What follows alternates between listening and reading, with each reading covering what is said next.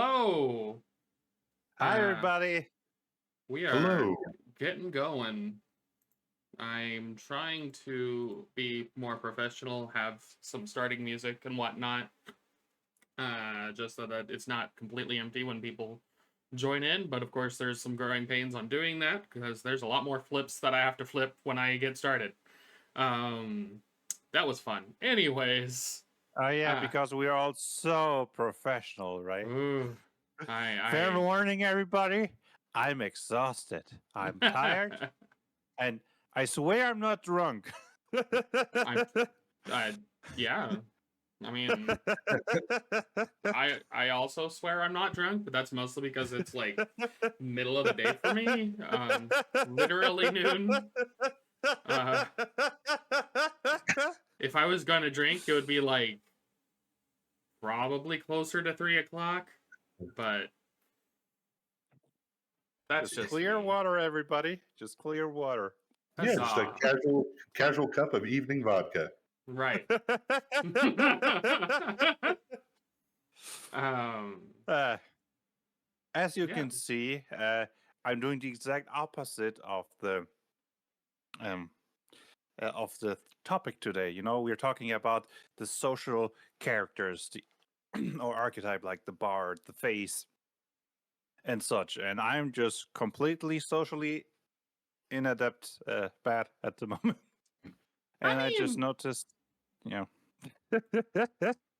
I mean, showing up drunk to the charisma talk is pretty on point. Yeah, that's. If I would have thought about it sooner, I totally don't know. I would not have. I don't have enough alcohol in the house to do that. This I is don't. charisma juice. It Right. makes you more charismatic. It makes you in your think head. you're more charismatic. Exactly. Wait, when you're fucked up, you're fucked up. But yeah, so today social talk, and I just realized my mouth was covered by my border down below. That's weird. Anyways, I'm totally focused and whatnot. So let's go ahead and show that focus and we'll start the discussion just talking about. I mean, obviously, social characters are an archetype of type of character that one could portray, that one can be. They have their own sort of defining factors and whatnot, obviously, in comparison to like uh, a combat character or a puzzle character, a skill character, if you will. So, a social character, in my sort of headspace, the way that I like to think about them is just that their entire power set is related to being essentially like a Pokemon master, right? They're not just about like they're about like having their NPC friends and being able to manipulate or use those friends to be able to buff. And maybe those NPCs are actually more PC friends. Maybe the social character is also good at like some leadership tactics of giving their friends buffs, especially when we're talking about combat. But like for the most part, their goal is to be a social influence, right? Their power set is essentially tied to the social realm. So let's go ahead and do you guys have anything to add or maybe even argue about that take? I would also fully agree. One aspect that I really enjoy about the face is when he uses those ability to inspire their allies. Mm-hmm. I mean, I did mention a couple of times that my favorite character archetype is the inspiring knight in shining armor, who pushes their allies to do their best just because they're so inspiring. And that's a way of social manipulation, right?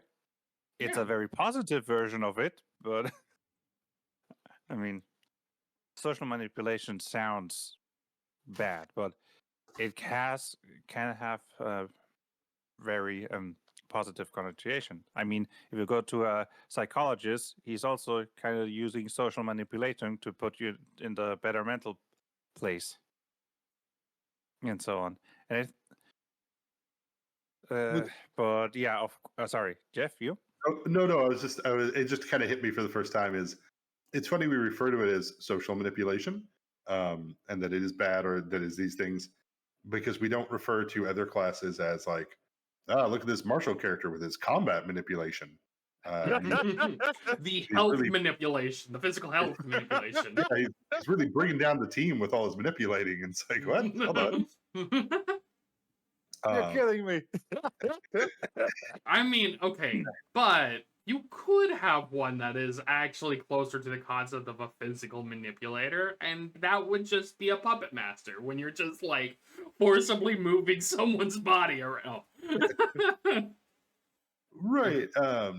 But continue, Blaze. Sorry, that just my brain just clicked in. Like the way you were saying it was like, it's weird we never apply that to everyone else. That's I mean, we use different words. Yeah. I mean, for example, battlefield control can also battlefield manipulation. Manipulation. Yeah, that. But I mean, when we think about like the puzzle solvers, I mean, puzzle manipulation also kind of makes sense, and it doesn't have that sort of negative connotation that when we say social manipulation, because I think it's because like social manipulation is implying other characters not having control of their actions, and like other people not having control. At least that's why I think that there's the negative thought to it. Yeah, I mean, at least if I heard, manipulation doesn't mean they don't have control, but more like you're nudging them into a direction you want them to go, be it for your sake, their sake, or somebody else's sake.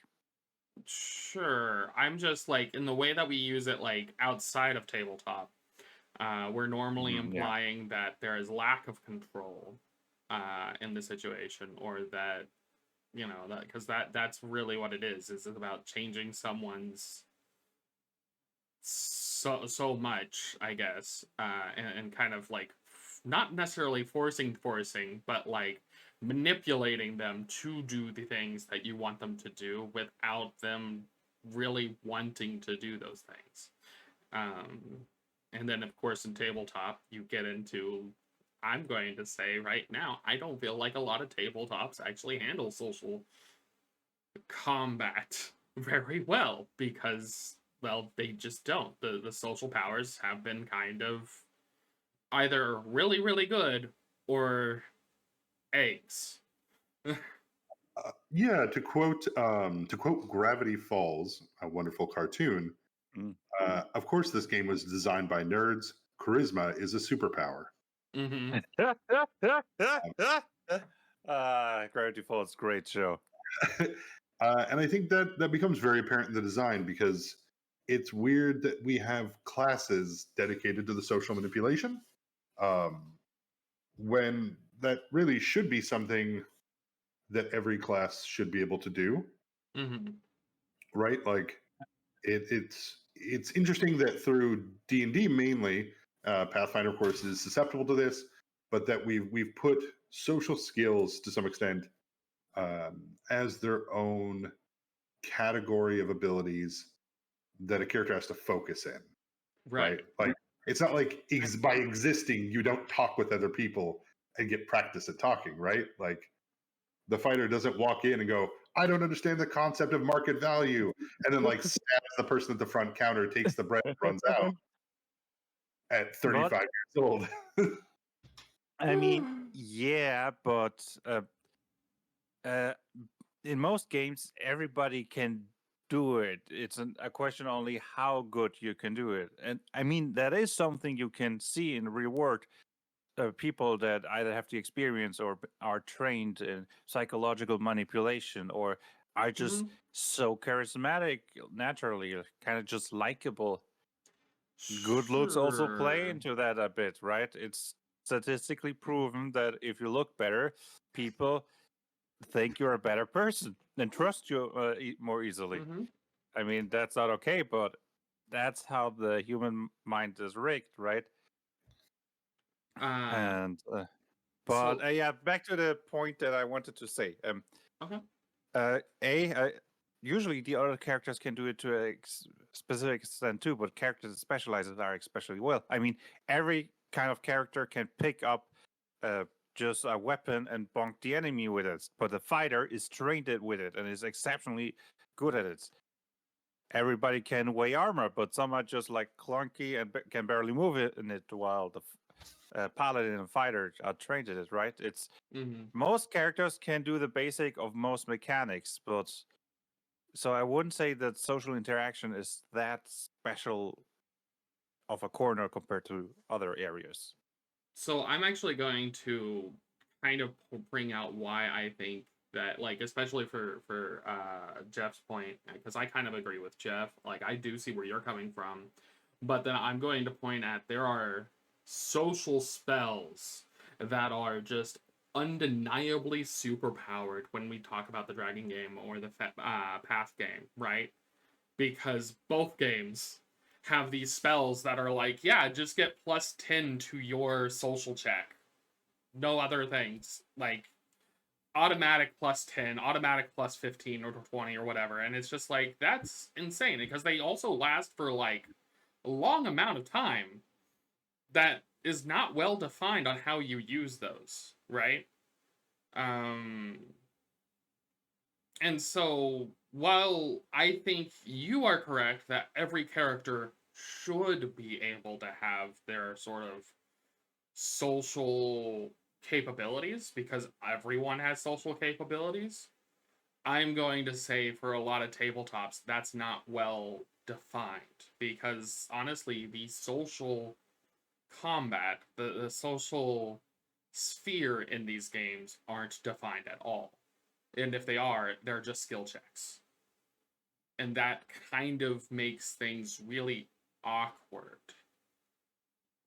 I would staple on a little bit with Blaze and what you're talking about, Kyle, of I think a little bit of what I meant to say also is that since we have classes that are good at these, like the Bard, the Commander, the Marshal, whatever inspirational charismatic class, by Dragon game or Path game or whatever noun game we're talking about,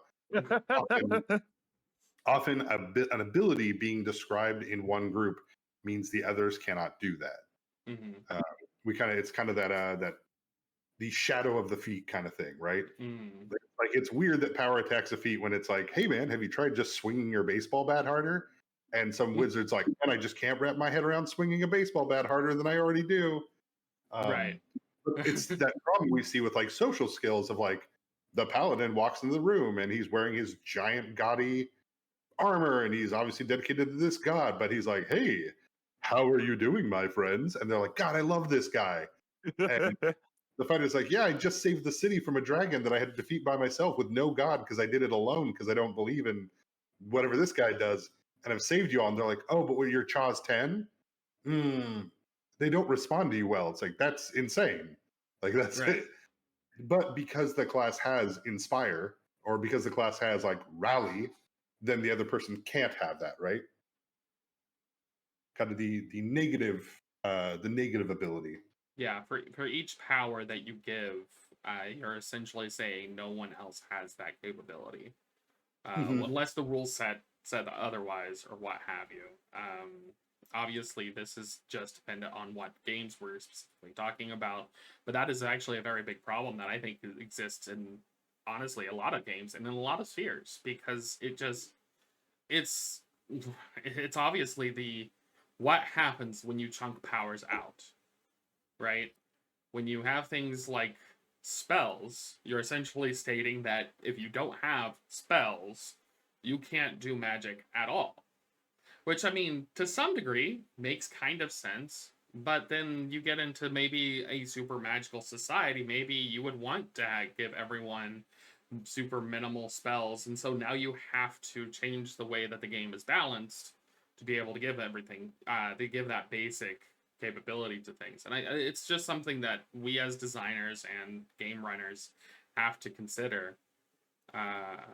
That sort of like, as soon as you give one person something, you're saying no one else can do that in that way. Right. Yeah, to the point, like, if magic is prevalent, everybody can do a bit of magic. I kind of have to think about computers and modern technology. Mhm. and there are a lot of people that don't have any idea even about the basics, right? Sure, but So everyone knows. I think the whole idea of everybody should know a bit of Magic. I mean, I think there could be plenty of people that just don't know anything. I would argue, even though people don't know the basics, they may know how to turn on things. And I worked in IT for a long time, right? And I do know that there are some people who are, well, for lack of better terms, they are gremlins when it comes to technology because they do things and break things and don't realize they're breaking things when they do that. So like I understand what you're saying by that. I'm just saying that we're not also for a lot of these tabletops, we're not talking about the mundane characters, right?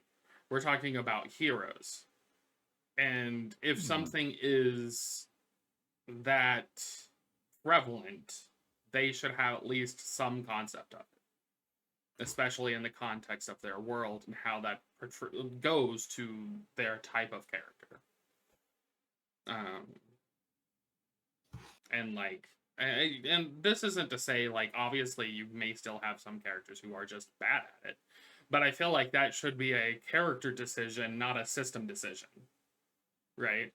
When you're building the character, you go, well, I want my even though this is a technological world, I want my character to be from the wild, so they're going to be technologically in depth, and like that should be something that they get to choose at the time that they're making their characters to be a thing, not something that's kind of chicken winged onto them, that's forced upon them. At least when it comes to some basic things, because I mean, again, everyone knows in our modern society how to turn on a computer. Everyone knows that when you press buttons on a keyboard, things pop up. There is that basic things. You know, if if someone has a gun and you just look them in the eye and go, shoot it, you're probably going to get shot at.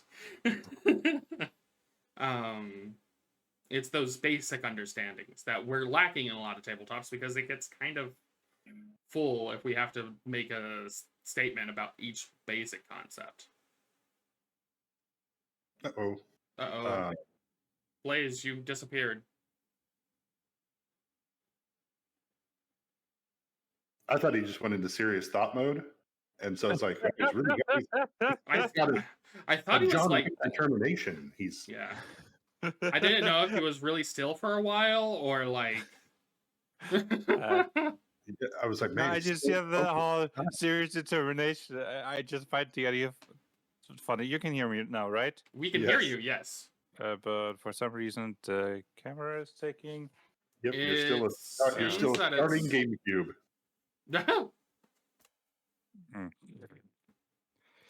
Normally, if it's going on for that long, like either something's wrong with the camera connection or it's trying to use a camera that's already in use. So if it helps, Blaze, usually I just open up the camera program on my Windows while Discord's doing that, and then there we go. Okay. Huzzah! We get to see your wonderful face. Huzzah! Sorry, so I didn't get half your argument. Oh boy, Discord kind of froze on me. Okay. So very quickly, even the people have basic understandings that aren't put in a lot of systems when it comes to these topics, and that's honestly a hindrance in the tabletop, but it's done for a reason, and that reason is normally just adding in complexity because they can't think of a good way of going, hey, basic understandings are these, and these are how these basic understandings work, right? And because of that lack of communication of what a basic understanding is, there's just you get situations where the failure for messing up your check doesn't make sense systematic or within the story, because that's just the way that these things aren't well defined. That sums it up, and I said it multiple times already. social and some other areas of these tabletops aren't well defined. The only thing that a lot of tabletop systems have that are well defined, and specifically in the Dragon and Path game, is combat, right?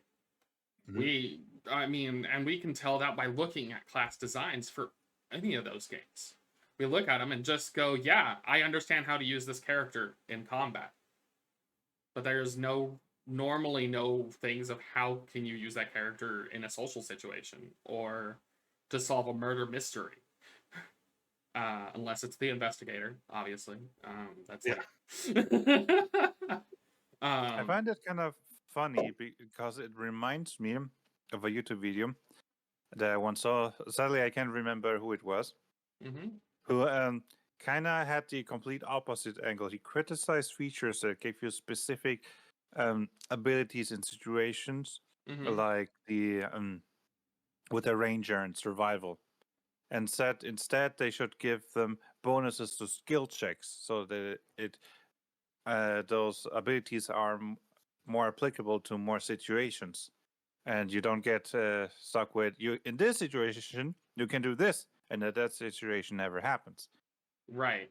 So that's where okay, I guess this kind of fits because it's all about knowing the role play, and that's something that I do think that this conversation will really end with as one of the things to consider when you're talking about social characters, and that is they are only useful in the games that they're useful in, right? Specifically, we'll talk about Ranger in how in the Dragon game of how specific that design space is. It is bad that it's that specific because almost all of their features and capabilities are tied for very specific things. So if you build this character to be a woodland, ranger, but then you're going in the Underdark, guess what? None of your powers matter. And that does feel bad. You have to be able to talk to your GM and be like, okay, where is this going to be so that I can build my character? And some GMs aren't going to really like you doing that. I mean, and that's an entire different discussion. Now, what I would argue is that if you're going to have specific powers like that, you need to balance them with the idea that they're specific. Specific powers should be, especially when they have on and off capabilities, like especially as specific as like the ranger powers, they should be a little bit more powerful, or maybe even more powerful by like more than a little bit, than ones that are just broadband. So if you have a plus, like you could either design it to be a +1 in all survival checks, or maybe a +3 at a very specific terrain, right?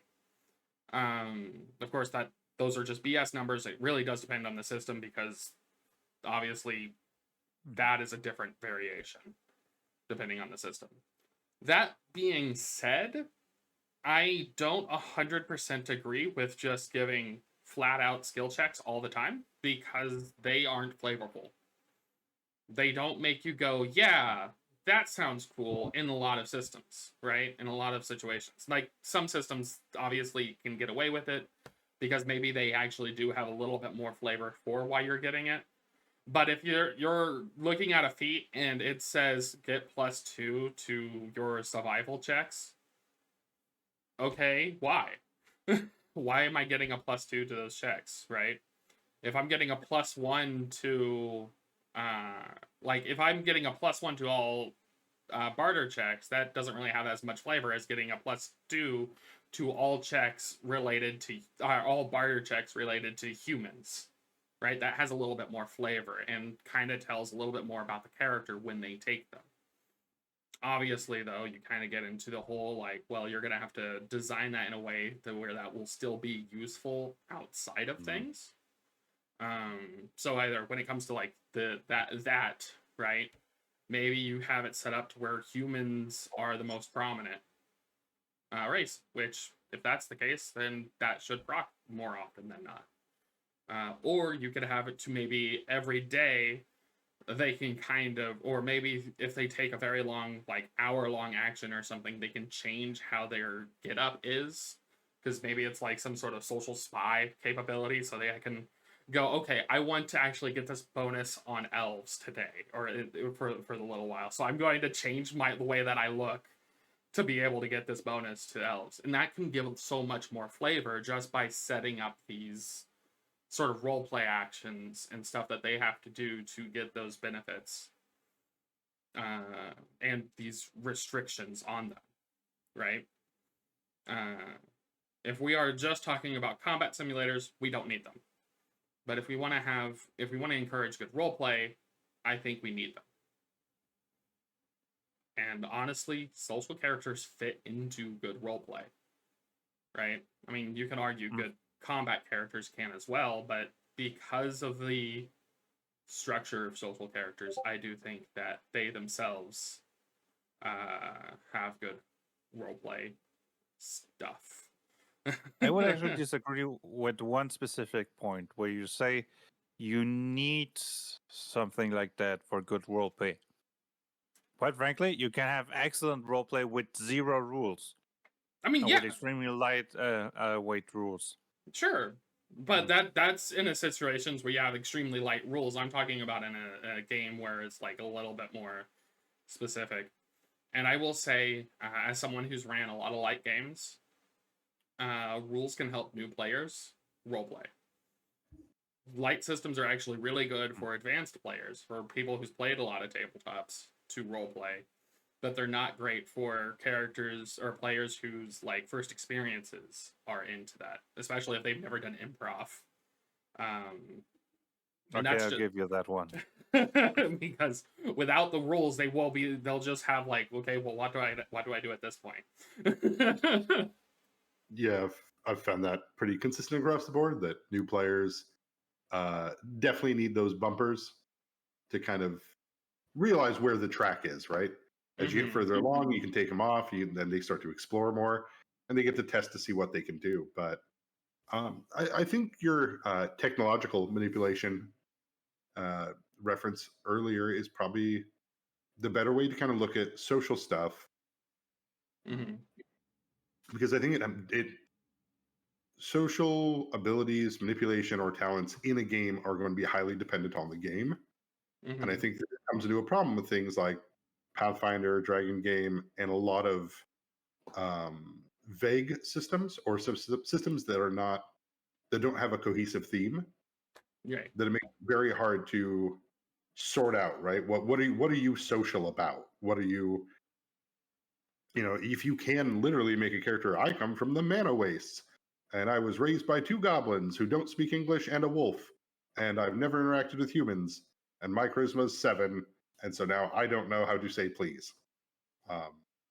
If you have a way to make that character, then yeah, I guess you kind of get into that problem of how do you deal with social graces and social interaction in your game, and especially from the GM side, right? You as the GM represent the charisma of the world and how the world reacts to these players. So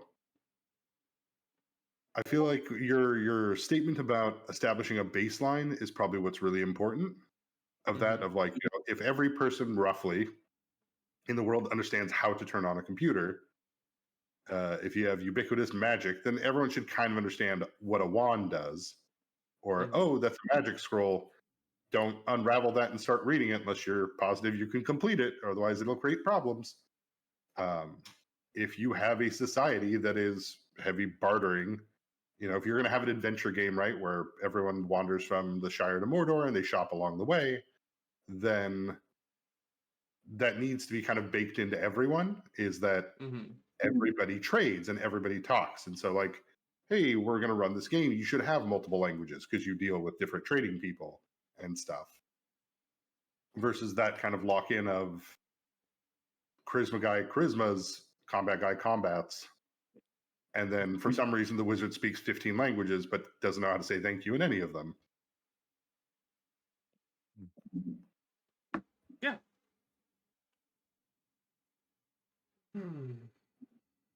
So I do think, well, I mean, we're obviously hitting some really good points with just the starting topic without actually digging too deep into things. I mean, obviously we kind of have dug a little deep into the design sphere.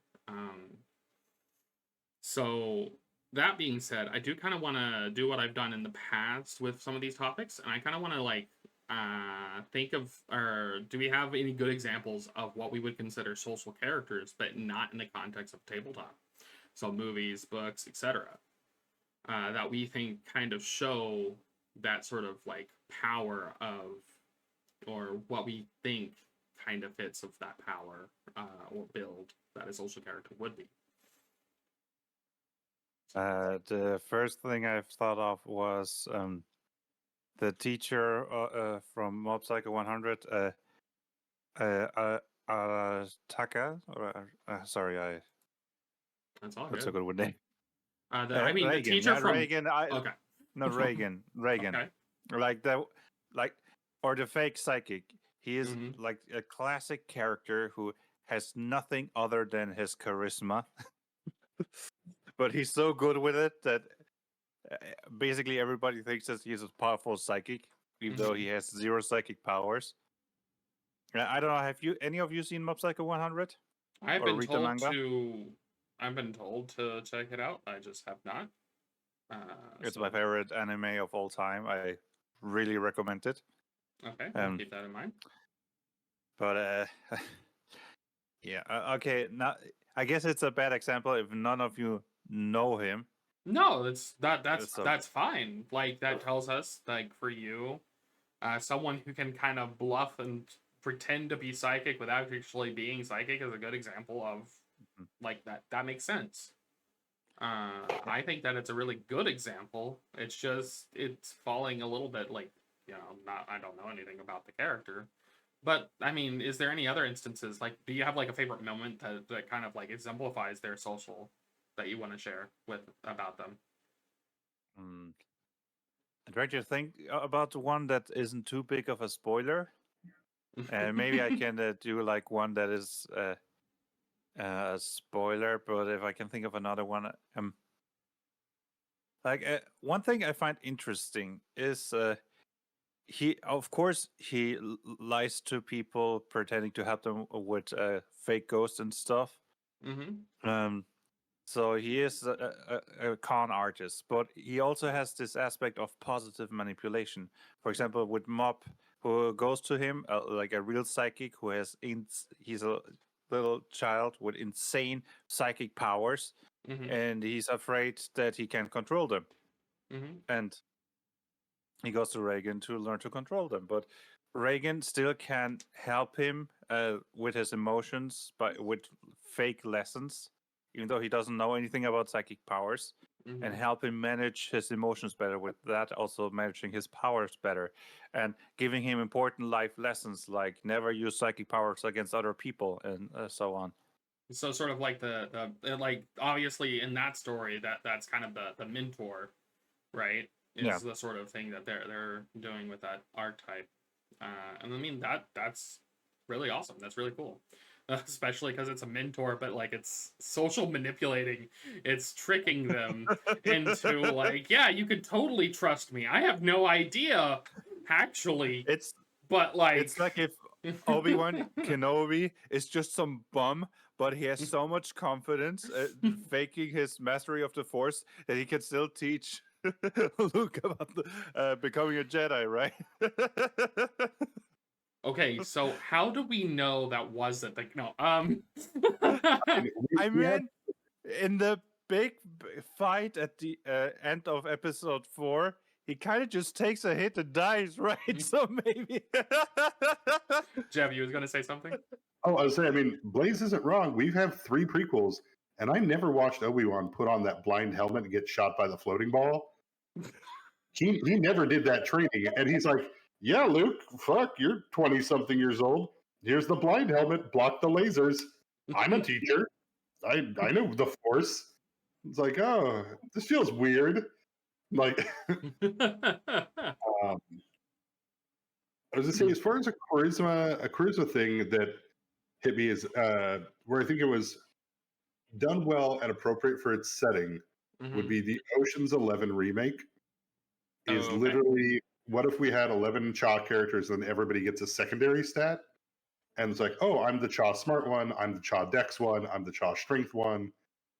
And because every single character focuses on social manipulation, whether it's through bluffing, distracting, diplomacies, intimidating, and it's like a consistent in that world that every character is having a social combat, right? I think we maybe have one scene where a couple people throw blows, and that's in like the hallway taser scene, but that's kind of one of those examples of you can have, if everybody has charisma abilities, this becomes a little bit more fun, right? Everybody can interact. And so not to for future streams about other styles of abilities, exploration, combat, all that jazz. It feels like that is in popular media, those characters are really well represented, but they're also represented as near magical figures, right?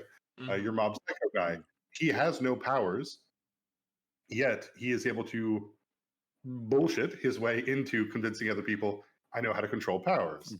Your Ocean's 11 is all of us are charismatic, saucy fellows, and we all do saucy things, and then we get away with the money. Sean Spencer from Psych is very much your Mob Psycho team. Yeah. I can bluff so hard with my friend here who helps me bluff that all of you have to buy my bullshit.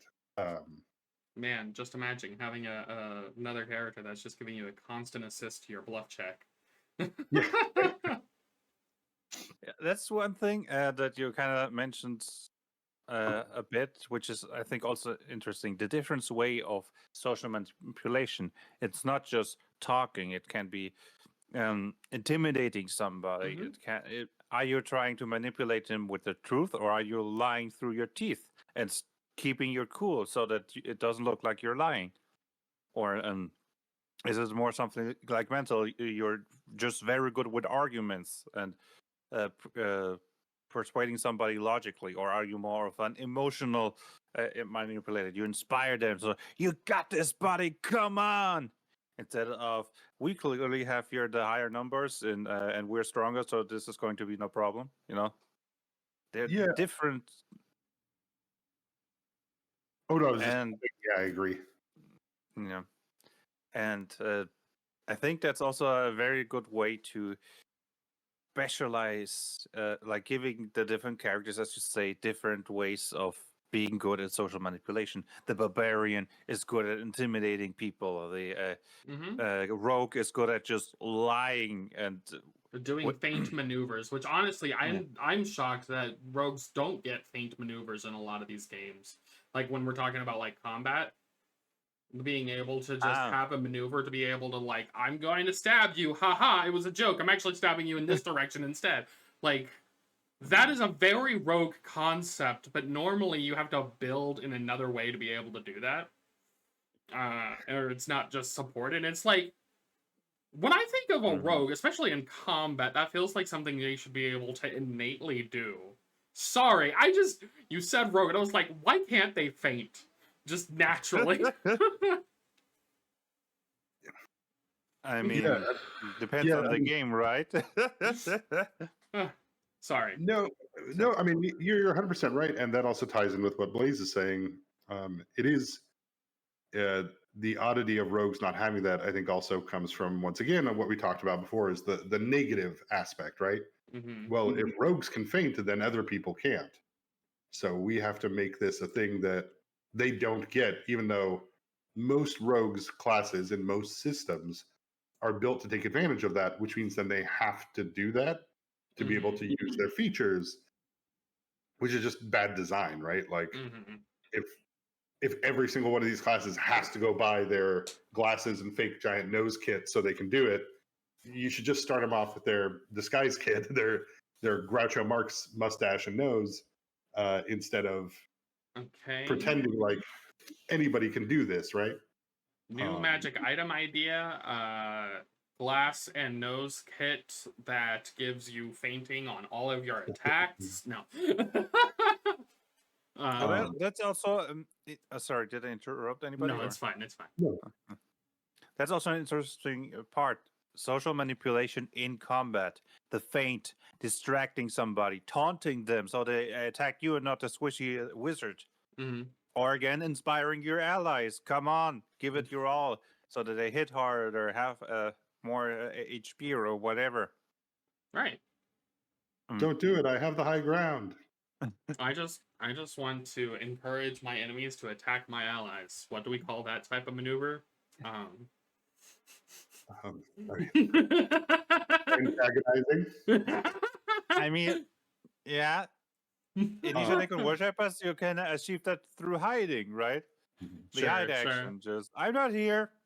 No, I just a barbarian over there. No, but see, that's a good example. Social combat, social manipulation should be able to work its way into, to some extent, almost every field except for maybe exploration. Like there should be an honest thing for fighters to be able to say, like, hey, I know I don't have the best charisma because I'm not, sexy chosen by God at level 1 to smite the enemies in the face. But hey, I've been through a couple wars and I'm pretty sure I can take most people, and especially in a fight, be able to do a feint or provoke somebody, right? D&D is, of course, and Pathfinder. Actually, quite a few of the systems have a real big fear of letting people tank. At most tabletop games, I know in 3.5 they had the Knight class that got some tank abilities, and they're good. They're really good abilities. They lock down combat pretty hard, which feels weird that everyone's afraid of that, but the game focuses on combat so much. But still, to go back to the social side, you're absolutely right. There should be social interactions would feel less bad if they could apply in more places, right? Because the nightmare of the party is you show up to the grand ball and the fighter's like, well, I either have nothing to do here or I'm fighting 10 guards. And the bard's like, well, I've got to talk to so many people before you fight 10 guards. The rogue's like, man, I hope 10 guards don't steal me while you're talking to people, see me while you're talking to people. And the wizard's like, well, don't worry, I'm going to put 5 guards to sleep when it happens. And everybody's just terrified of waiting to see somebody else ruin their moment. Right. I do definitely agree with that. But I will also add in that, because you said maybe not exploration, there is cases where social would have some exploration capabilities. Specifically, if we're talking about more modern day games or just big games in big cities, because that is one way to gather information, right? Yeah, 100%. That would be, I mean, honest God, if we're doing like structured rebuilds of some of this nonsense, yes, I would absolutely tuck in everybody's favorite cool guy scenes from like westerns and space movies, right? The guy who he's out there, he's bullshitting with the squid vendor, and like there's like the bull man who's working on his motorcycle, and he talks with him, and there's like the 2 creepy like floating brain children, and then he comes back and he tells everyone, hey, they took off for Alpha Centauri 8 and they're on this ship and I figured it all out. And they're like, thanks, guy who talked with that huge menagerie of monsters we couldn't choose from at the beginning of this game. Yes, the problem with playing space games. Yeah, but yeah, no, I think it's a very good point, and I forgot that. So yes, there's no reason why that social interaction can't be baked in to exploration as well, by redefining exploration as not just outside, right? Like exploration isn't, what was your character feature? Touch grass. Oh, neat. Actually, I decided to take the other variant of the touch grass. It's actually touch moss. Yeah. Sorry, I can't touch grass. I can only touch moss. I'm more of a touch bush kind of guy. Grass is too small for me. I don't want to go down and touch the grass. That's bending down that much is rough in this heavy armor. I'm a wizard. I have a bad back, you know. I go down that far. I'm not coming back up for a while. Yeah. Hey, man, don't steal my character concept. Oh goodness. But yeah, no, that's I love seeing social characters work because number one, fun RP, right? We all kind of mentioned that a lot of fun role playing comes from charismatic characters that have the abilities to interact in a social setting for the game.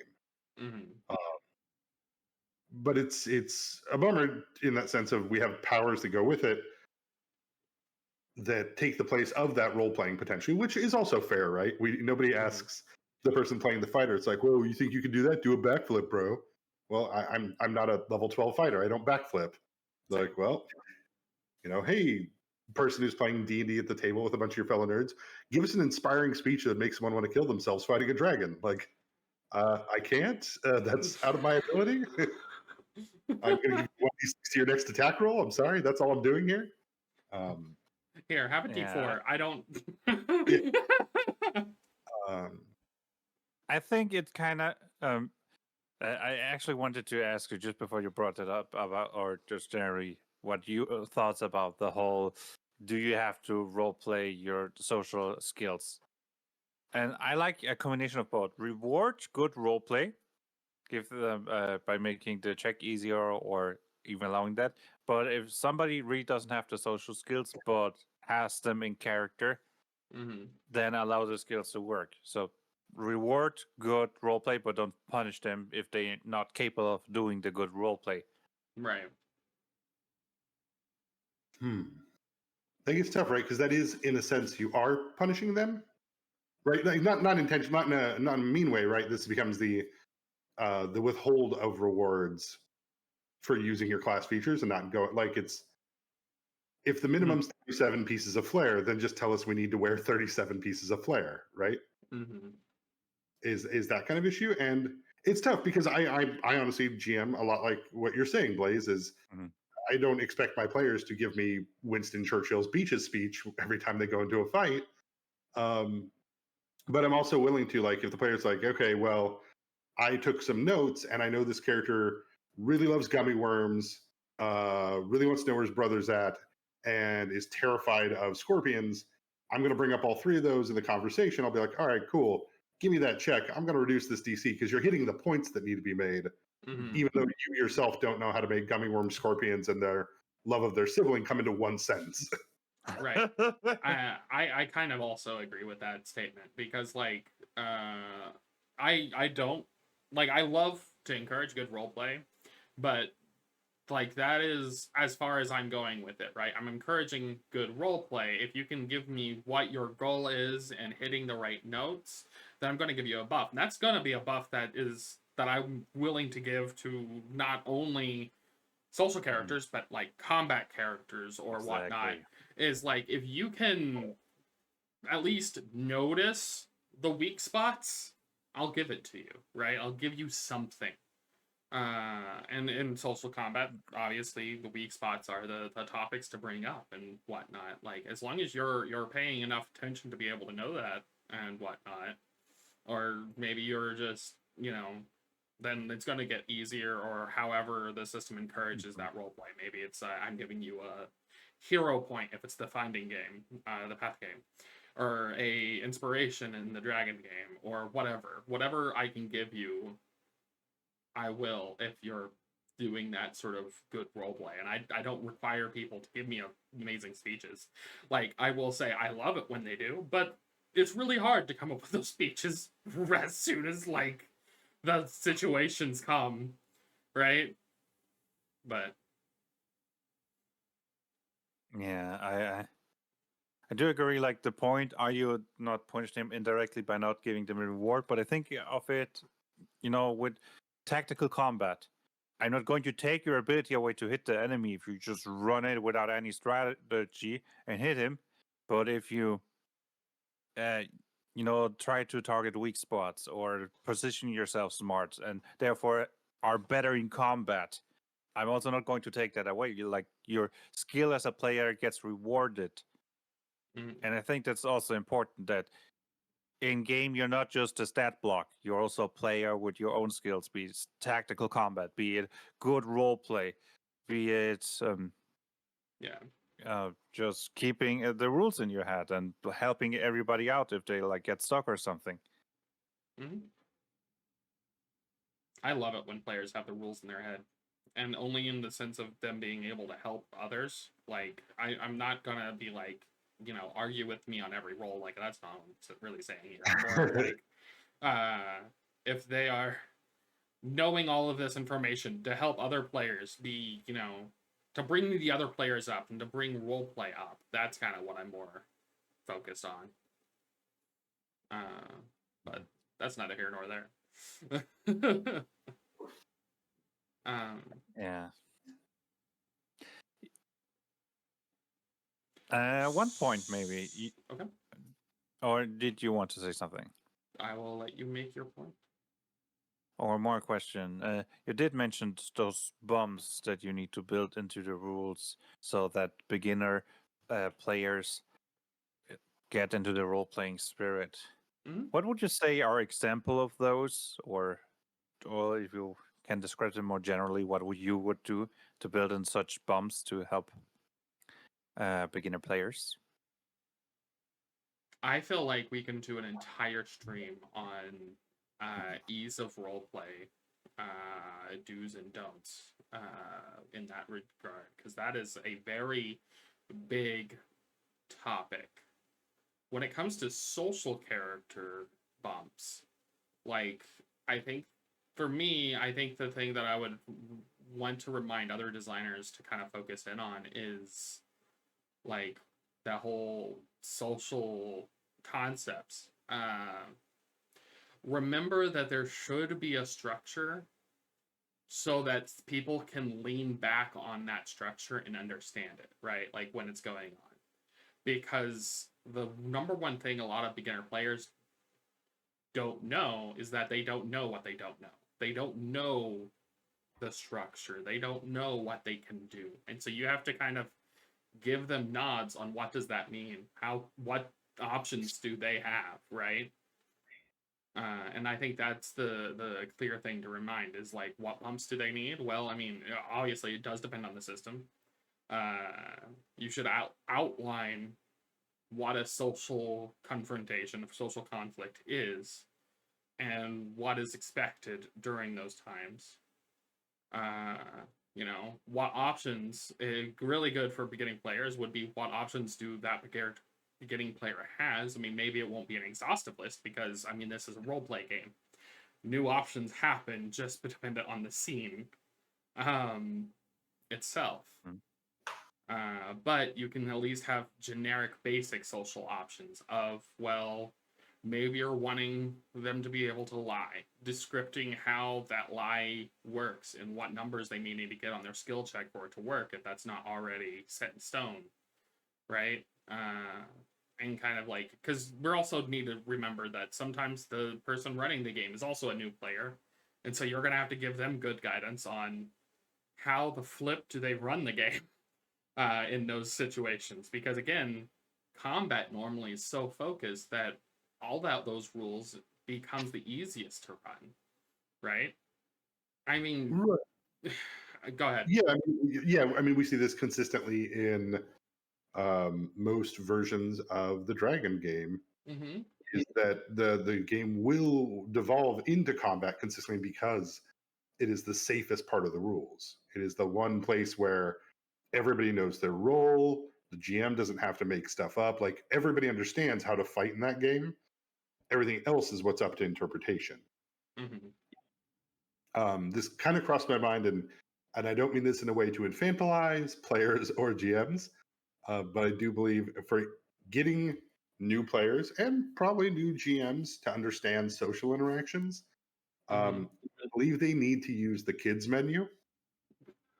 No, so I was actually going to, building off of that real quick. I have a friend that I'm going to talk about right now, even though they don't know that I'm going to talk about them, because I'm so sorry, friend of his. Yeah, he's a great fellow, but he actually does not do tabletops very much because he's still new-ish to them. He hasn't really played many. He's played a little bit of the Dragon game, and that's mostly it. Well, that and the Star Wars systems.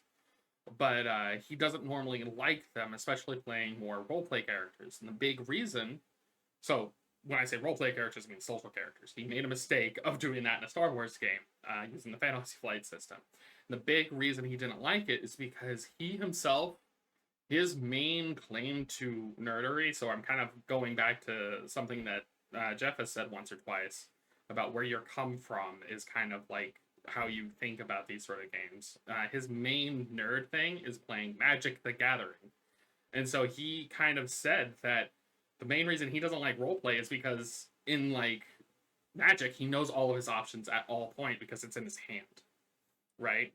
in that card game, he can just go, "Yep, these are my options." In tabletop, his options become infinite, right? Because that's just the way that they're designed. So he doesn't understand or know what his options truly are, what makes sense for his character, because, well, he doesn't have things right in front of him. So I've told him next time I have him in a game, I haven't had him in a game since we talked about this, because this is actually a discussion we had a month ago. I'm probably going to actually make him cards that are his actions for his character, that are like, okay, if you're in a social, these are your cards for you. So he would have at least that sort of hand size of like, okay, these are my options. But that's kind of the thing. It's like some players, especially from where they're coming from, that is, you need to give them the kids menu. You need to give them the basics. Yeah, there's a common joke, and I posted it in the chat for you guys to see. But it's like a kids menu where the food's all labeled like, I don't know, I don't care, I'm not hungry, I don't want that. And like you order the I don't care, you get a grilled cheese with white bread with American cheese and fries. And I feel like that's how you bring new people into role playing. Is you as the GM, of course, have to be the initiator of those things, of those interactions, because you control the world, right? And the player is going to be reacting to you at first to understand how the world reacts and plays. So that's where I think you need this kind of that simplistic menu-esque idea of the guard runs up to you and, which way did he go? He yells at the player, and the player gets to go, oh shoot, I don't know. And you should kind of have an idea of like, okay, if they order the I don't know, the guard calls them useless and takes off down the road. The person's, you go through those like 3 or 4 simple interactions that the player at least go, oh, okay, cool, I have a positive, negative, neutral, right? Your Mass Effect kind of options of how do I want this interaction to proceed.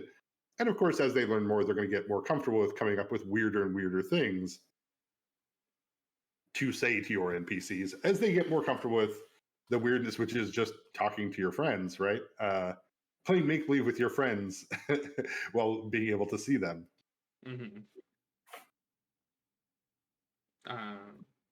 Of course, running.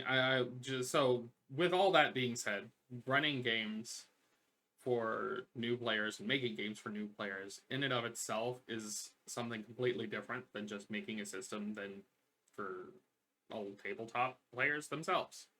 Because obviously you can make it simpler by just focusing on the people who already know things. But then again, then you're not bringing in new people into the hobby as easily, so that's kind of your trade-off at that point.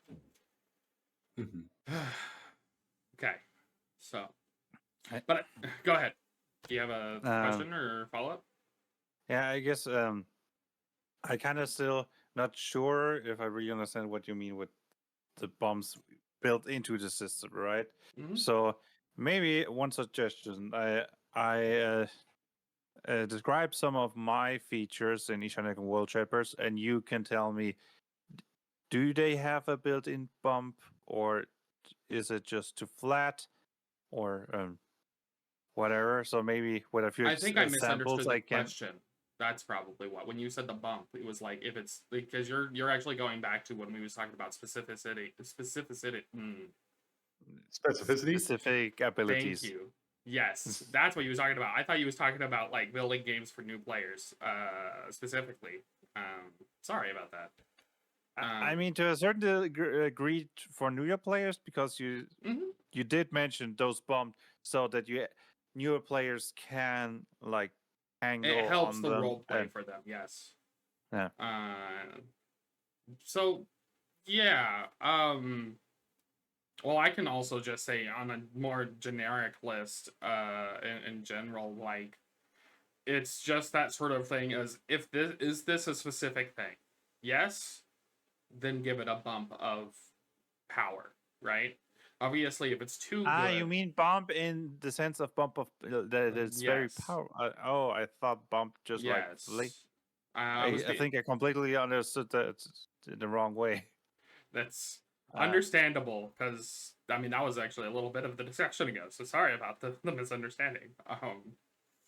But yeah, I mean, I'm the exhausted one here, so I probably just misheard something or whatever. Yeah, I mean, you could do other quote unquote bumps in other ways, but like when I said bump, I was talking about bump up the power. When you're making specific things, that's how you make them enticing, right? If they are specific, especially if they're going to happen very infrequently, they should be more powerful than something that is always applied, right? That's just that's game design right there, right? Like that is just a basic sort of like balancing technique for those options to make those options viable, because people won't want to take those options if they're super specific and they just give you that +1, right? And that +1 doesn't mean anything, right? Because there's things out there that are more general that would also give you the +1. Those ones would all instantly be taken. But that's kind of what I meant by that. Sorry about the confusion. No, like I probably misheard something.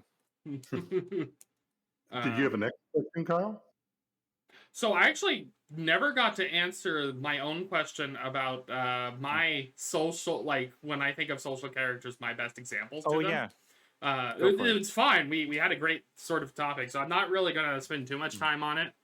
I did want to say, and I kind of already made mention, but when it comes to like the Ocean 11, my actual favorite example of that sort of thing that you was talking about, Jeff, going back to that part of the conversation, very real quick, is that I wanted to bring up the show Leverage, because that's kind of everyone in that show is a social character. They all have that high charisma, but they also have a role they fit in there. So like you have a social character that's role is the hitter, so like, well, they do all the combats, but they're still a social character and they still have like the capability. So for anyone who's never watched Leverage, it's a show about conmen doing good deeds. That's essentially what it is. It's a narrative show with conmen doing good deeds of stealing from the rich to give to the poor. They're robbing men, if you will, and women. I really like the show. They kind of revived it recently, but neither here nor there. And the actual character that I wanted to kind of specify, because I did specify it in discussion, but the one that I want to actually say as a epitome of what a social character could be is Ash Ketchum, specifically from the anime. Because he is bad when it comes to actually doing Pokemon battles. But what is he great at? Motivating his Pokemon. Yeah, motivating his Pokemon, but making friends. Like, almost everyone he runs into, even the people who's out to steal his Pokemon, become friends with him. Right? They become allies. And, like, they end up not really wanting to cause too much pain to him all the time. And it's just kind of like that to me shows an interesting concept for a social character, right? Like it's the like in a tabletop game that could be kind of hard because I mean if there's too many characters constantly around, then you know that I think it's the classic static one-dimensional character, like the good one-dimensional character who is like an anchor in the world that pulls other people towards him in a positive way. Usually the shonen protagonist, right? Luffy is like that. Goku is like that. Of course, Ash. Pokemon is a bit of a shonen anime after all. And the whole concept of also winning over enemies. Yeah, but the big difference from why I didn't say like Luffy or Goku is because they are unique in their own right, and when it comes to combat and what they do, they are shonen protagonists, right? They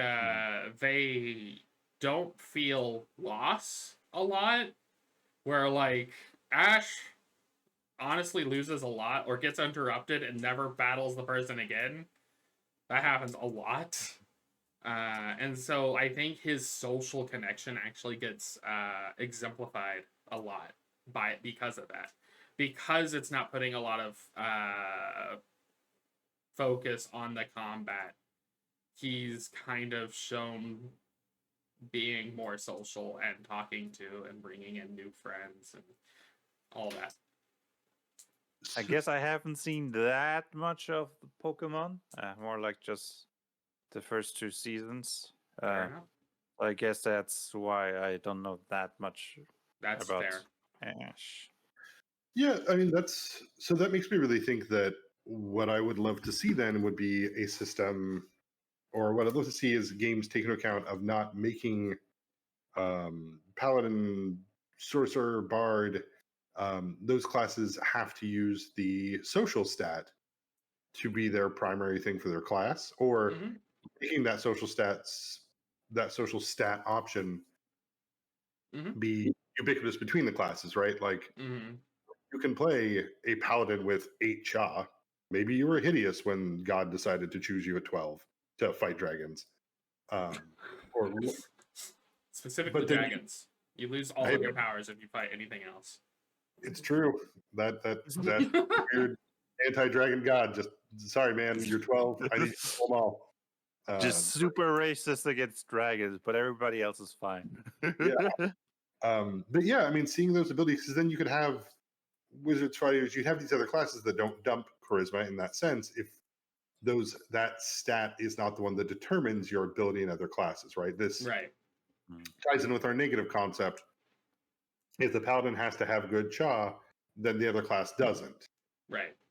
Like if you kind of take that away, Ash Ketchum, I don't know what the best Pokemon trainer in the world obviously is. Obviously, it's Ash by the end of that show because he wins whatever he wants. But at that same concept, as far as I know, he only ever won the championship once in like 15 years or so.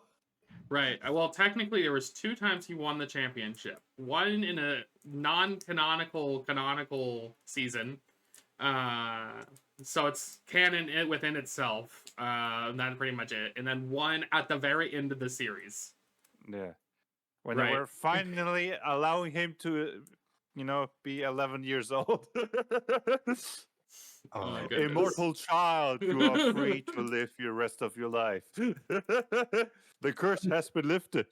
Okay. But I think it was interesting, you see, in the Pokemon world, though, there are multiple different types of trainers, and different trainers activate different abilities. And you can have the jerk trainer, and you can have the clever trainer, and you can have the charismatic trainer. Ash isn't that one, per se. But as you say, he exemplifies the social side of what Pokemon meant, of meeting people, and he made friends, and he established connections and had bonds. And with the Pokemon that weren't treated as Pokemon and treated more as people, like Mewtwo's and whatnot, he still creates a social connection with them. Yeah. When Mewtwo kills everybody, he's not going to kill Ash. I will kill your last human. Yeah. Always a big win when you get that off, right? Yeah. Quite frankly, I'd rather be the first one that the overpowered alien kills instead of watching the whole humanity crumble one after the other, knowing that I'll be the last one on Earth. I mean, it's a really awkward feat to take at level 1 and oh goodness. But yes, totally. That I have things we can say about that. That being said, technically the next question is the opposite, because we talked about positive characters. I mean, we've kind of gone and even deeper into more of the things. So the next question that I would normally ask in these sort of discussions is what about negative or bad takes on social characters, right? Like maybe they're designed to be a social character, but honestly, they just feel more awkward or whatnot. Oh God. You mean kind of like going into Gary Sue, Mary Sue territory of everybody thinks they're awesome, even though it's not like written in any way that it would be justified that everybody just likes them? Or I was more like you said a lot of words very quickly and my brain did not process everything that you had said. But I mean, like, you can tell that they're supposed to be a social character, right? Like that's kind of their goal, is to be kind of like, or maybe that's like the thing that they're kind of implied to be is the main social character. but honestly, they don't really show off, or they're not really interesting as a character because of the social bits. If that makes any sense. One concept, I think, like the classical 80s, 90s heart of the group, the only girl who just there to motivate everybody else, and she's completely incompetent and constantly gets kidnapped and isn't really much of a character other than I'm the girl. I could actually agree with that statement. They're put in because, like, obviously specifically at that time period, none of the people writing the shows knew how to write women because they wasn't women. I mean, you could argue that that's true today for a lot of things, but that's neither here nor there. To be fair, some women also don't know how to write women. Yeah. I'm not gonna make claims like that, but I mean, it is what it is. People have a hard time writing certain things, and that is just the case of the female. That's not the protag. There's a specific word for the heart. along. Well, it's in the 5-man group. The name of the role is the heart. No, what there is a word that I'm looking for when we're talking about writing. So there's protag, antag, and then there's like for like third characters that are neither. And I just can't remember what they're called. But it's that. I didn't right? know. I didn't know there was a word. There is a lot of writing words. There's a lot of words out there, depending on what fields we go in. But yes, they're secondary characters, because they're obviously not protag. I mean, you could argue that maybe the heart character is the protag, but is a protag out of the group. But if the protag normally is just one character who's the camera for it, but yeah, I will definitely say for that character, heart characters in that sort of maybe they're supposed to be social and they just don't have any actual capability of those time to shine. That kind of hurts them. I would say the asshole protagonist is another key one. Our Archer. I was rewatching that show last night, and it's like, man, it's funny because the show is funny. This character is fundamentally unlikable, but because he's the protagonist and I'm seeing things through his vision mostly, everybody else is also awful. And it becomes funny because he's awful surrounded by awful. See, and go ahead. But yeah, we see that over and over again with like Joker, Vegeta, with those kind of edgelordy / characters where they have a negative charisma, effectively, right? They make your impression upon the viewer or the person reading by their lack of social grace. Like, oh man, this guy's so cool because he called it out. And it's like, so what? This character gets off on rolling ones on charisma checks versus 20s because they're not enjoyable. Like, I don't want this character around. Like, there's another show I was trying to remember what it was that I was watching recently where I was like, this is a fundamentally unlikable host. Oh, right. Is It Cake? If you've ever seen that show, where it's like, man, the host of this show does not seem like he wants to be here. He does not seem to like the contestants. He seems to hate his subject matter, but he's doing all of the behaviors where a charming person would come across fine. Instead, it comes across as like, this guy's like the most annoying and a hateful bard. Just this guy does not want to inspire. He's like waiting for people to fall over kind of feeling. Doing all he can to... Huh? What did you say? I have like this mirror design in two of my sub-archetypes. The Inspirer, who is supposed to push their allies, and then there's the Tormentor, who disillusions their enemies. That's just why I said the Tormentor. Just thought about that dynamic. As you said, the anti-bard. Or the anti-bard. Yeah. Imagine this guy's the Tormentor, but none of the contestants understand that he thinks they're the enemy. It's very much that feeling. So at least that's what comes to mind when we talk about the anti-charisma hero.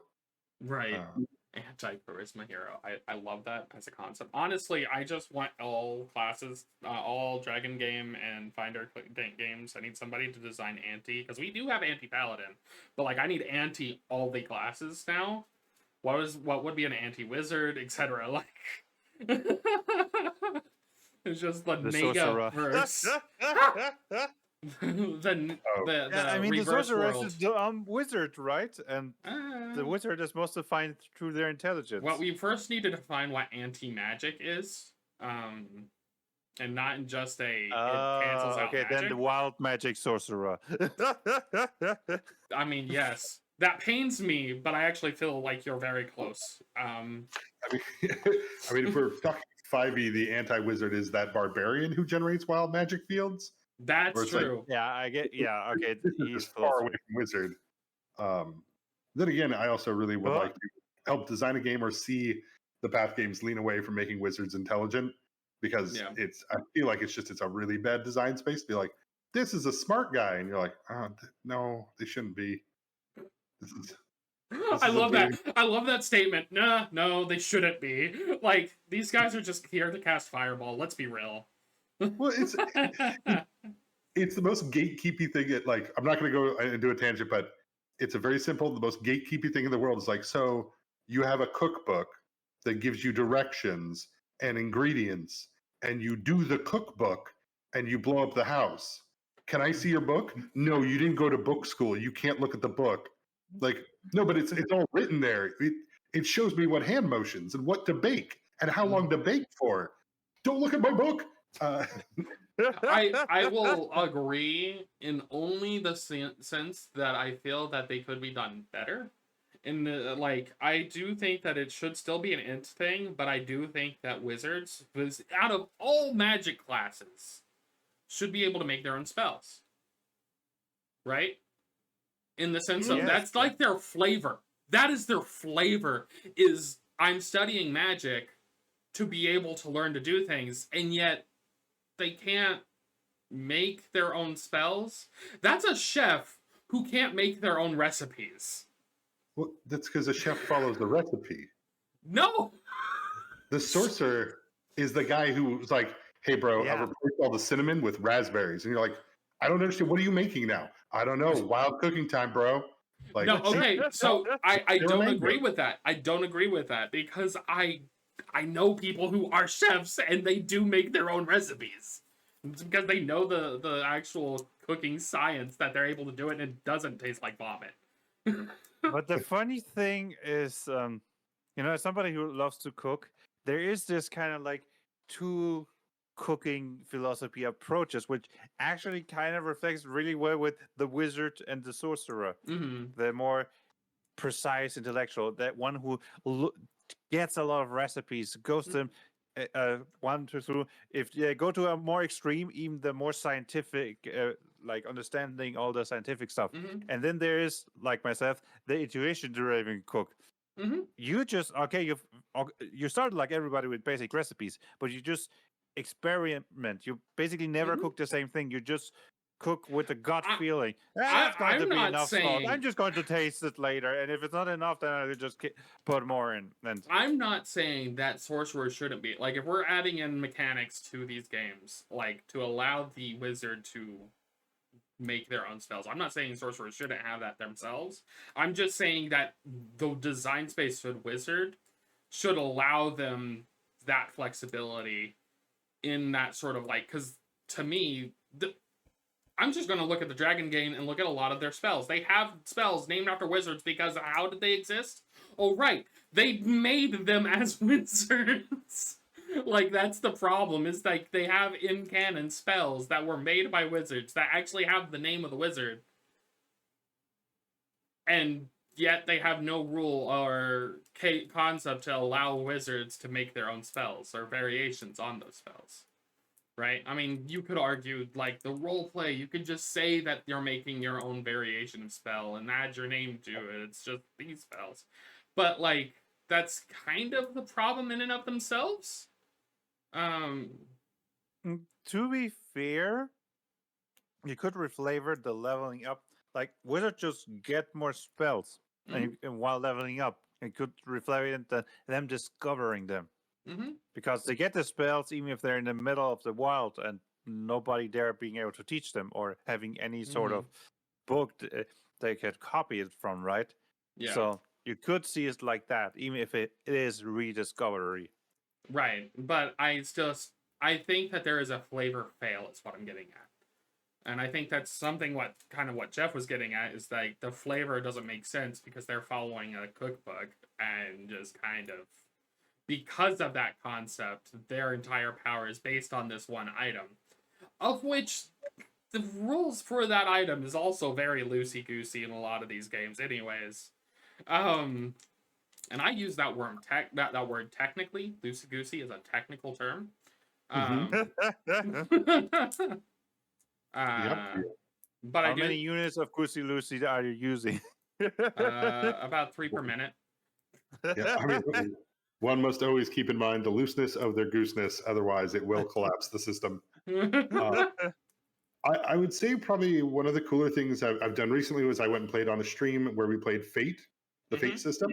Right. And I really enjoyed the style of like clever, quick, forceful, sneaky, the abilities you kind of had to run from stuff, right? Like, oh, do you want to sneak by? Do you want to get by the zombie? You roll. Are you a quick character? I'm going to dash by him, roll quick versus the DC. Or I'm a sneaky guy, I do sneaky stuff. But if you beat a DC by a certain amount, you got a small aspect or boost. And that boost was basically a one-time benefit for the rest of the session. You can apply it to something else. Yeah. So like you snuck by that zombie so well that you have a +2 floating. Honestly, kind of taking a little bit from Kyle's wish to have wizards have the ability to write their own recipes. I kind of feel like that might be a good design space for social characters to be able to create that momentum of kind of making their own spells a little bit, but a little bit less powerful and on the fly, right? If you pass the check, however you decide to do it, whether it's I'm a fighter, going to talk soldier with the guard, I'm a bard, I'm going to diplomacy with this guy. But if you pass that check, then like maybe you have a reason to give them that social character momentum, right? Of you mean something like narrative momentum? Yep, I also noticed that. I like that from your DM guide as well. Right, which is funny because the more charisma you have, the more narrative momentum you've got. You're kind of describing my mechanic here. Right. But I would say like I wouldn't want to tie it to a stat per se. I mean, honestly, narrative momentum is something I think every game kind of needs and has of like, hey, let's keep the game moving. You're doing the right thing right now, right? Like we're coming in. I'm going to talk to the Duke of the Ball. You guys all find your spots. If things go crazy, do what you do. But we should be able to pull this off without combat. If everything's going well, the momentum should carry him there and allow that social character to get there. But I think that would be, man, honestly, spells might be the more appropriate way to look at how social stuff functions a bit. Of, you prep in the morning, right? Like if you have a meeting for work, if you're going in for a promotion, you prep. You look at your resume, you think about what you're going to have to say. Okay, who am I interviewing with? Am I going to go in and talk technical jargon, or am I going to have to be charming and funny? It would be neat to see a little bit of that. As much as I dislike the Vancian system, but it'd be neat to see kind of that idea of that system translated into the ability to work in with social interactions. And you can kind of almost steal it beat for beat. If you want to have the social fireball, that social fireball is that's right, I'm having your baby. And everyone goes,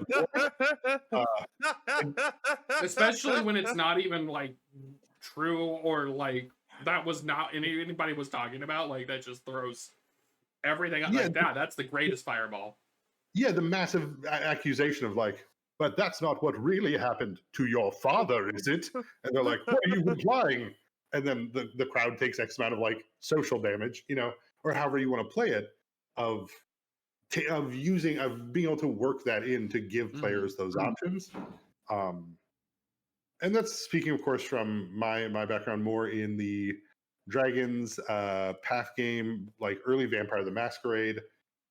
Did a pretty good job with setting, or at least Vampire the Masquerade did a good job with like setting kind of plateaus for how social interactions go.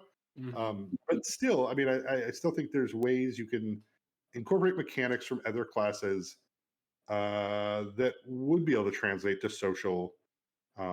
And Blaze's narrative momentum is a good way to do that, and I think that definitely helps push that. It also does a fun thing, which is if other characters are not doing social stuff, that narrative momentum can still be used to push social things, right? You know, the guard who puts, to quote Ocean's 11, the guard who puts the balloons in front of the camera to start the shit with the other guards, like, you need to move those balloons, sir, and then they start arguing. That's a great moment to give narrative momentum to our con artist guy who's going to use his int check to create the distraction about counting cards, right? To pass that narrative momentum back to our main bard, who's now finally going to reveal to the bad guy that I've stolen all your money. That I'm, in fact, your child. Wait. Yeah. Surprise! Father? Wait, what? I also had like the image which, but I have your baby, and it's like a male Bart and accusing another man, and it's just like, how? Magic. Yeah, I mean, in a world of magic, this shit's out the table. I mean, when 3.5 introduced templates, it's like, so everybody can bang everything. Like, let's just be honest here. Actually, there is a table that specifies who can procreate with somebody, and there are specific races that are just not compatible, like elves and orcs, for example, because the gods hate each other to such an insane degree that they would never permit an actual half orc, half elf to exist. Anyways, I'm gonna move away the conversation from that. Hey, that's also a social interaction, isn't it? It is. But I will. I forget the name of the book. I just. We don't need to talk about that right now. Okay, maybe I should realize that, you know, getting a bit more serious. I mean, what is seriousness? I'm eating. I don't even turnovers or something. I don't know. Yeah, it's like that man's got some fig Newtons. We're not exactly bringing the the black tie professionalism here. It's fine. I'll have you know, these aren't fig Newtons. My wife made these. It's just we forgot about it for a week. No. But yeah, I guess Blaze, we've heard about your system and how your narrative momentum helps support social characters. I guess we have not asked and checked in with Kyle. How have you done that with Nova Archaic to give social interactions that support? I want to actually, because this is a part of the topic, is to talk about our systems and stuff. I don't know if Blaze actually had said, like, we haven't formalized the things that his systems does for social characters. Because I can go on because I have a lot of stuff for social characters, because that's something that I've thought a lot about. But Blaze, is there any other thing that you want to say on your system before I go into Nova Archaic? I mean, Ishanekon world champions have multiple skills that help with social interactions. I do have to admit that. Somebody raided our group. Yeah, we got a raid of 6 people. What's nice? Hi, everybody. Just when I'm about to talk about my game. Right, perfect timing. Sure that I'm supposed to go first? Howdy, Diesel Shot. Thanks for the raid. Yeah. Howdy, new people listening down here. Okay, Blaze. Yeah. So, it has multiple skills. And I do focus more in the let them roleplay, but characters can have different strengths. And you don't necessarily need a high charisma. It's more important that you are trained in that skill to use it. I mean, you can still try to bluff, try to persuade, and whatever, if you're not trained and you're not locked out. But it does help a lot if you're trained. Right. And, let me take a look at the whole list to see which skills. I mean, there's of course the classics: deception, persuasion, menace. But there's presence, how much authority you exude. Also, one psychology, which is more like the intellectual approach. So, yes, this guy clearly has some psychotic problem or something like that, which can also be used more in a therapeutic way, trying to help somebody overcome psychological problems, right? Mm-hmm. Then, I mean, animal handling, isn't that sort of a social interaction just with animals? Right. But yeah, one of the things my system has, every skill has a lesser and greater talent associated with it that gives you a boost. For example, deception. Like if you got 4 levels in deception, you become so good at lying that if you get caught lying, you can always just play it off as a joke or harmless expression or something, which boosts. So there are specific ways to boost social interactions. So as you develop into these skills, you're giving them some abilities that are free so that any character would be able to get them. Yes, any character. It's completely no matter. Sorry. And what archetype you take, you can take Deception Master if your Deception level is high enough, or Psychology Master, which boosts all your other like boost Persuasion, Present, Deception, and Grace. Yeah, Grace being the skill when you're good looking / seduction, right? I like to separate it more, so that because I don't like the feeling of persuasion being the seduction stat, right? Or your high charisma, that means you have to look good. No, like grace is your really looking good skill if you really want to lean into that. Not that you can't look good without grace, but yeah. Yeah, and plus that there are also abilities that might help in social interactions, like light suggestion, where you can make somebody believe a piece of information for a specific amount of time, or also the more combat oriented things, right? Feint, taunt, frightening presence, paralyzing presence. Yeah. Also the negative interactions, right? Intimidating the enemy and such. But as far as I know, your system, Kyle, is far more. You have like a full system. Oh, there's been a lot of stuff in the chat that I haven't seen. Yeah, well, Diesel I'll Shot read is that while you start talking about your system. So I will, and so social characters in Nova Archaic. One of the things we've kind of talked about, and I kind of was holding my tongue on some of the things that we brought up in the other bits. There are problems that we brought up that I actually do have solutions for. So when it comes in Nova Archaic, so for all of the people that joined in, for real quick, Nova Archaic is a modern day tabletop game where it's about, well, a modern world with modern stuff, but there's also dragons and sci-fi things. It's a science fantasy and it's set in a modern world. It's classist, blah blah blah. For social characters, one of the things is all characters do have access to a lot of the basic mechanics to be a social character, and actually you're given a lot of stuff for free for that sort of social stuff. One of the things is in Nova Archaic, I have things like relationships, affiliations, and a couple other attributes that are, or secondary attributes that are just social in nature.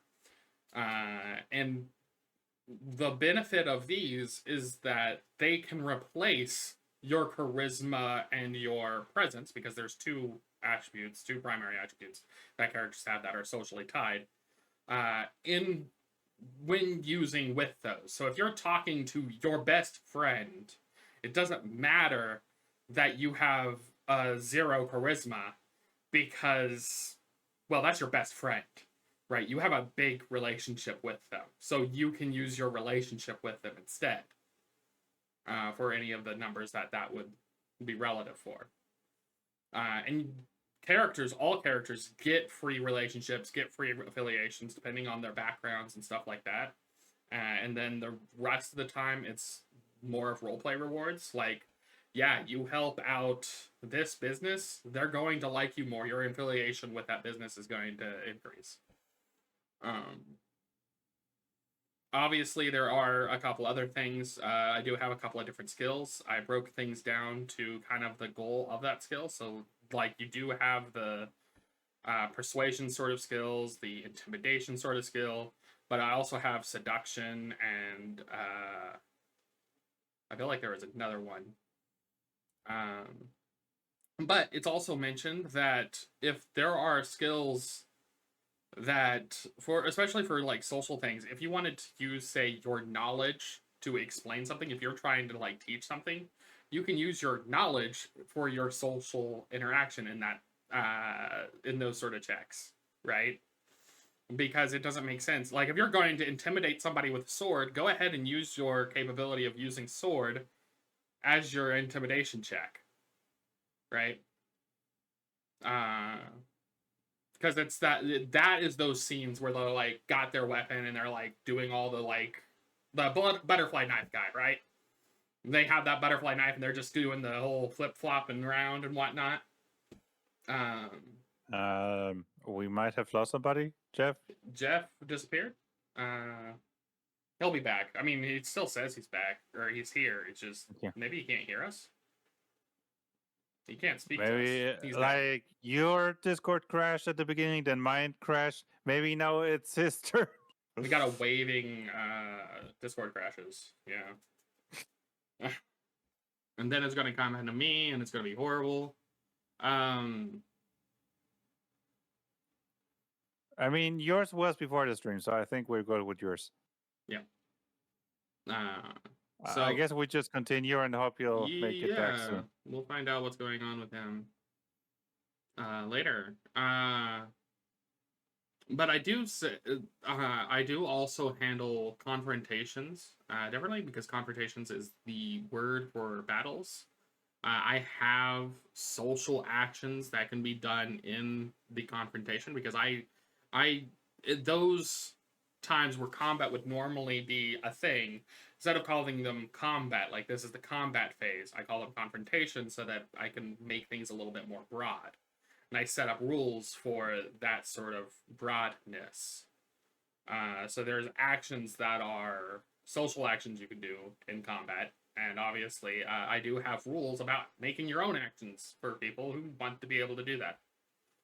He's back. Welcome back, Jeff. Howdy. Did you like? I can hear you. I can hear you. Yeah, there's an echo. We are echoing from you. Did your mic switch? Check what mic it's reading from. Well, I'll let you figure things out. I'm sorry, I don't know what's going on with your thing.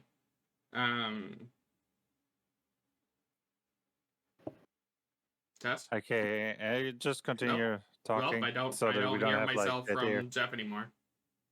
Yeah, I think he muted himself. Oh, well, I can't see the Discord actually to tell if someone muted themselves or not. No worries. Should be better now. Okay, test. Yeah. No echo. No Excellent. echo. Huzzah. You just had to switch to your headset for some reason. Huzzah! To adventure. I don't know if you like missed things I was saying and whatnot, but it's fine. Oh. No, I think I got most of that. I just had to step away for a second. That's what happened. Okay. Okay. I know that I have other social related mechanics that I just can't for the life of me remember right now at this split second. For the most part, the big things are relationships, affiliations, even like those sort of secondary attributes. Oh, languages. Technically is also part of that sort of thing of like what languages they can speak and whatnot, because that is a good role play concept. But that's also handled with secondary attributes, and again, that's handled. Everyone has a free amount of them to kind of spread around and take how they would. I can't think very much about other things. I guess I could make mention, like, for social, I do have the social confrontations handled through a lot of, like, conditions and such. But that's another side thing. But yeah. That's Nova Archaic social characters in a nutshell. Yeah.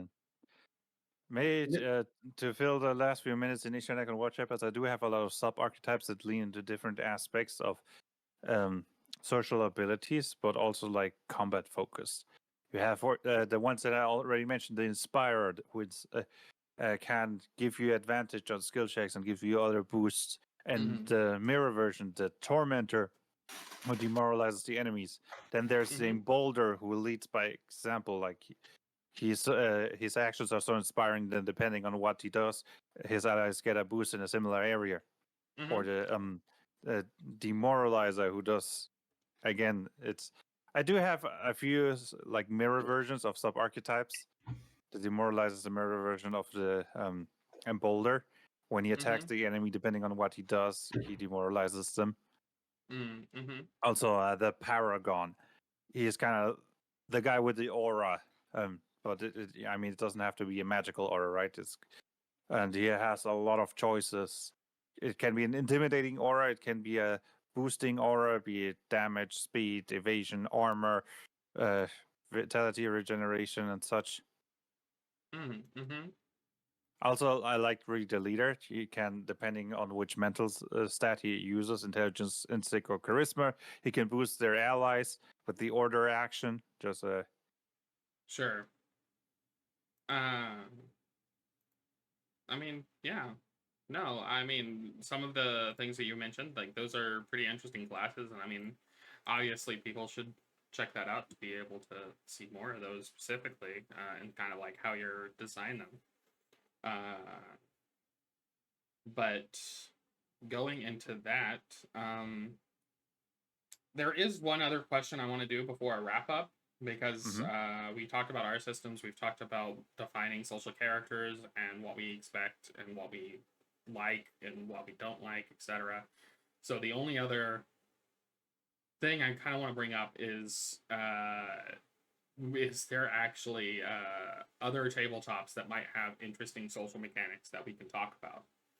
And I know obviously I think something that was mentioned was like the World of Darkness stuff, specifically newer stuff, kind of has a little bit more social things thought out. Though, I mean, that one, I think there's a benefit to it because it's not combat focused as much story focused. And I think that's true for a lot of the ones that are probably the best for social, is that they're focused more on telling a story than being combat simulator. I do have to think of one tabletop RPG. It's not released yet. It's Rogue Octopus, designed by Nick Monroe Turner. I've been able to play test it. And one thing that with communication and social interactions is funny. In Rogue Octopus, you play as a group of octopuses or octopi, however you say it, that try to escape some human facility, be it a laboratory, be it a restaurant, be it a zoo. And all your skills are octopus skills. And if you want to communicate with somebody, you do a camouflage skill check, because octopuses primarily communicate by changing their skin color, which I think is a funny way of using social interactions. Okay, Just wanted to mention it. Yeah, no, I mean that's a great thing to point out, I think. The game is hilarious, by the way. I had a ton of fun playtesting it so far. Cool. Jeff, do you have any things you want to add? I mean, about other systems? Symptoms, yeah, symptoms. I mean, social symptoms of charisma and systems. Yeah, I mean, At the end of the day, it really depends on what your game is built on, right? For games that are combat heavy, social systems end up usually being lacking and usually are very pass fail, with the fail being, hey, everybody, we finally get to go play combat. You have your games, your Call of Cthulhu's, your Vampire the Masquerades, where combat's supposed to be terrifying, where they definitely want to keep you in the skill check range. And so you end up having a lot more options, or you have better defined ideas what you can do with those powers, right? Old Vampire the Masquerade had very clear 5 bullets for each ability or power. If you're this charismatic or this socially manipulative, you can pull off X, which is handy and it's cool, right? It's how the game works. I think it's. I mean, as far as I don't know if I've seen a system I think that pulls it off perfectly, and I don't mean perfectly because for whatever reason that means for everybody is more so. I mean that I don't know if I've seen a charisma oriented system do it in a way that makes me think it's better than the others. It's more so that I think there's a lot of ways to go with it, and it's really depend on the vibe and the style of the game you're going for. Yeah. And that's the big part is, if you are playing certain type of game and you really like certain type of game, then cool, don't worry about it. You're not going to have a whole bunch of charisma stuff. There's no reason to do this to yourself. There's no reason to do a bunch of social interactions that you don't enjoy or other players don't enjoy in order to force that complexity. Yeah. And so I think that's the general problem is social interactions are something that are very cool, but there are games without combat, just like there will be games without social interactions, and that's okay. You just gotta separate that difference out of how did you see your game going versus how what are you trying to play versus what are you getting. Very much so. Yeah. Okay. And I kind of want to agree that obviously there are systems out there that are designed for more social intrigue, which honestly social characters in those games are going to be much more prominent and much more mechanically interesting than outside of that sphere. I do think if we keep in mind the pluses and minuses of a system when it comes into things, obviously each system has its own strengths and weaknesses, but I mean, I feel that systems that encourage the role play and give things out forward, especially when it comes to the social stuff, giving the information about what they can and can't do, what's kind of expected in those situations, that's honestly the best time. And that's just a broad stroke.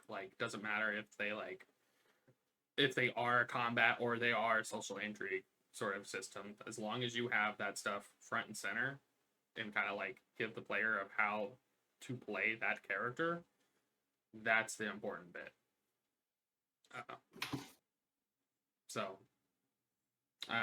Is there any final remarks on the topic that we want to say?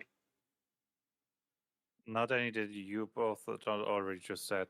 Okay. Yeah, in summation, go ahead. I would say for new GMs of Dragon games or Path games, I recommend a small trick that I've used before. Kind of like there's Fort, Ref, and Will. How much you can endure something, how well you can evade something, and how much you can handle something. Do that with your NPCs for your players next time. Have topics, right? They can talk about this so long, or they'll always evade this subject. You can use that as an easy way to give your social stuff a little bit of a boost by that way just coming up with 3 simple topics that your NPCs can react to, which will make the game a little bit more interesting for you as the GM, but also let the players kind of know, oh, don't bring up the guards around that bartender. He's super sensitive about it. So that's all. Okay. I mean, yeah. I I think that's a very good thing. Is like what you said with when you're running social, do have some things that do have a little bit of that role play concepts of what the characters have and what they're worried about and things like that. And I think another thing that I'm going to say is like, as a GM of these games, do keep in mind the social players, right? If someone's going and doing the game and they wanted to do and be the social character, you have to be mindful so that you can give them the time, the spotlight, and give them the capability to do the things that they want to do within that. Like, honestly, that feels so great when you can actually run the game concept, run the character concept you want, and be able to actually do something with it, without being told well, I don't know, you don't specifically have the capability to do that. But that's just another side note. May have happened to me once or twice in a game that I've been in.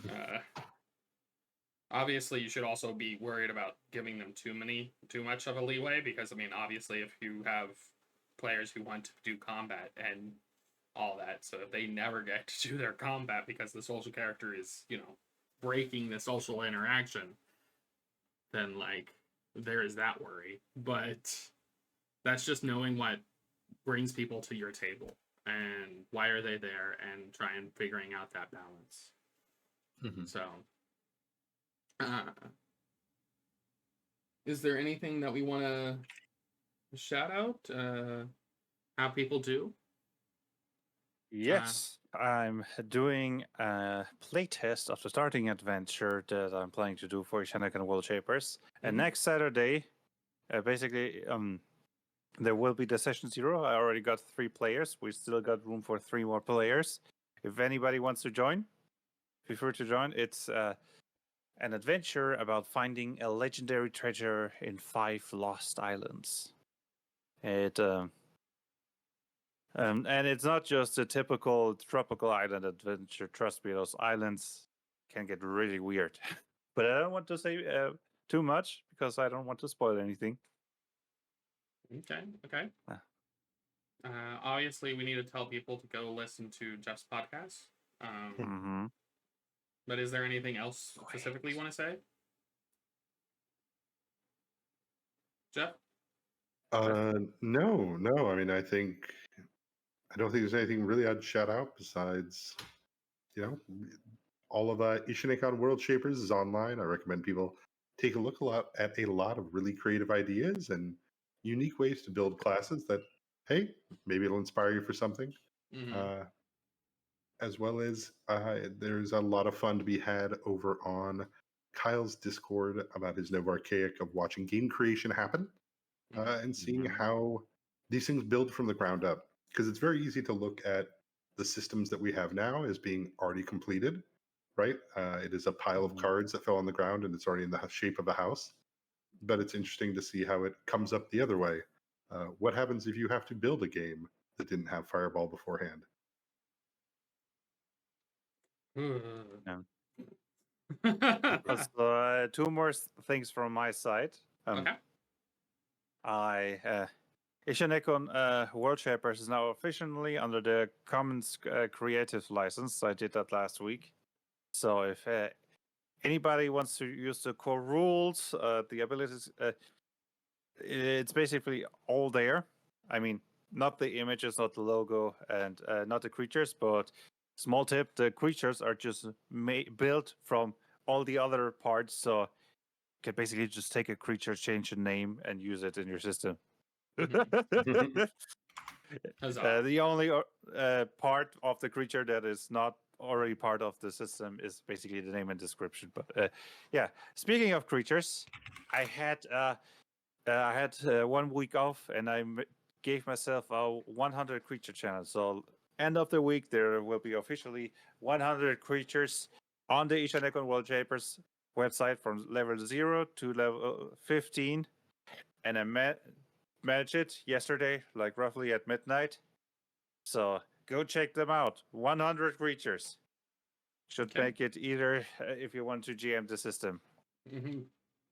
And I'm That's fair. exhausted. It was a lot of work. Yes. Exhaust is a thing. So yeah, I mean, for the most part, everything's been said that I think has been needed to say. So I am currently trying to find somebody that I want to send the people on the stream to. Because that is a thing that I've been trying to do, but I don't see anyone that I know. So I'm just going to do this top one that I see now. And I hope that everyone has a great rest of their day. So bye, everybody. Great Bye, everybody. that you were here. See you next week. See ya. We are Bye. rating in 10, 9, 8, 7, 6, 5, 4, 3, 2, 1. Bye! Bye!